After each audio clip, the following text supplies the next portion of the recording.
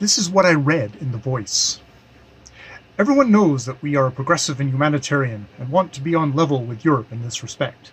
But in spite of all our exertions and the efforts of our paper, we are still far from maturity, as we may be judged from the shocking incident which took place yesterday in the arcade, and which we predicted long ago. A foreigner arrives in the capital, bringing with him a crocodile, which he begins exhibiting in the arcade. We immediately hasten to welcome a new branch of useful industry, such as our powerful and varied fatherland stands in great need of. Suddenly, yesterday at 4 o'clock in the afternoon, a gentleman of exceptional stoutness enters the foreigner's shop in an intoxicated condition, pays his entrance money, and, immediately without any warning, leaps into the jaws of the crocodile, who is forced, of course, to swallow him, if only from an instinct of self-preservation, to avoid being crushed. Tumbling into the inside of the crocodile, the stranger at once dropped asleep. Neither the shouts of the foreign proprietor, nor the lamentations of his terrified family, nor threats to send for the police made the slightest impression.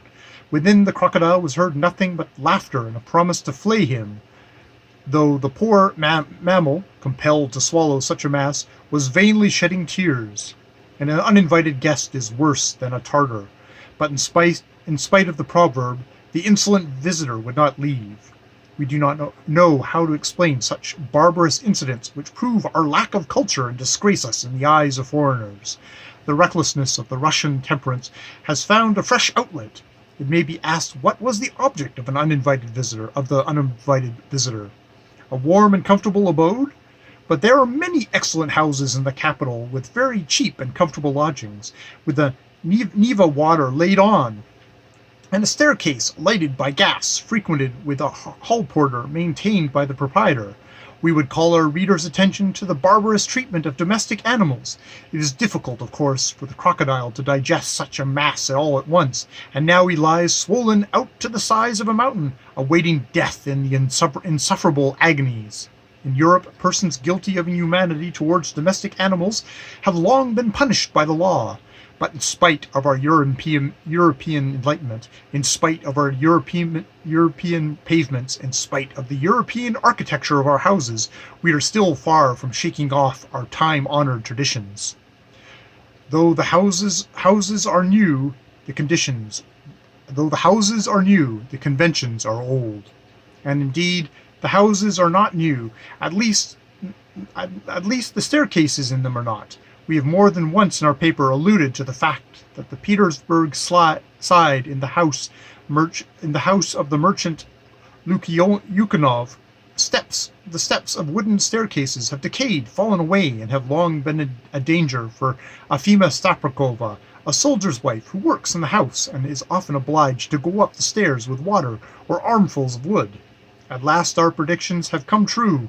Yesterday evening at 8:30, Afima Strapanova fell down with a basin of soup and broke her leg. We do not know whether Lukyanov will mend his staircase now. Russians are often wise after the event, but the victim of Russian carelessness has now been taken to the hospital. In the same way, we shall never cease to maintain that the house porters who clear away the mud from the wooden pavement in the Vibrovsky side ought not to splatter the legs of passers-by, but should throw the mud up into heaps as is done in Europe. And so on, and so on. "What's this?" I asked in some perplexity, looking at Prohor Savvitch. "What's the meaning of it?" "How do you mean?" "Why, upon my word, instead of pitying Ivan Matrovitch, they pity the crocodile." "What of it? They have a pity for a beast, a mammal. We must be European, mustn't we? They have a very warm feeling for the crocodile there, too. He he he." Saying this, queer old Savvitch dived into his papers and would not utter another word. I stuffed the voice and the news sheet into my pockets and collected as many old copies of the newspapers I could find for Ivan Matrovitch's diversion in the evening. And though the evening was far off, yet on this occasion I slipped away from the office early to go to the arcade and look, if only from a distance, at what was going on there, and to listen to the various remarks and currents of opinion. I foresaw that there would be a regular crush there, and turned up the collar of my coat to meet it. I somehow felt rather shy, so unaccustomed we are to publicity. But I feel that I have no right to report my own prosaic feelings when faced with this remarkable and original incident.